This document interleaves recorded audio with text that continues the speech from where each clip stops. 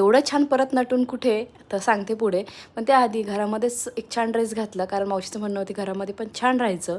ते सगळं केलं आणि अवेशला एक मस्त एक ड्रेस घातला डंगरी स्टाईल, आणि तो खरंच त्या ड्रेसमध्ये इतका गोड दिसत होता. तुम्ही पण डू कमेंट कसा दिसतोय ते, कारण त्याचं जे ड्रेसचं कॉम्बिनेशन होतं ना, शर्ट आणि डंगरीचं, खरंच खूप सुंदर होतं.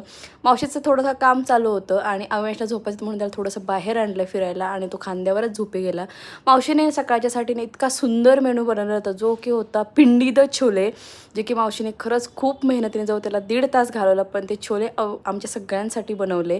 आणि अवेश झोपी होता, म्हटलं झोपलेला होता तोपर्यंत आपण जेवण करूया. तर आम्ही सगळ्यांनी मिळून मस्तपैकी पिंडी द छोले एन्जॉय केले विथ ब्रेड. अवेश उठला आणि खाणंपिणं झालं. मग आऊसोबत करत होता स्टडी. आता हे आऊचे बुक्स होते, पण त्याला त्यातलं काही कळत नव्हतं, पण त्याला आऊसोबत स्टडी करायचं होतं.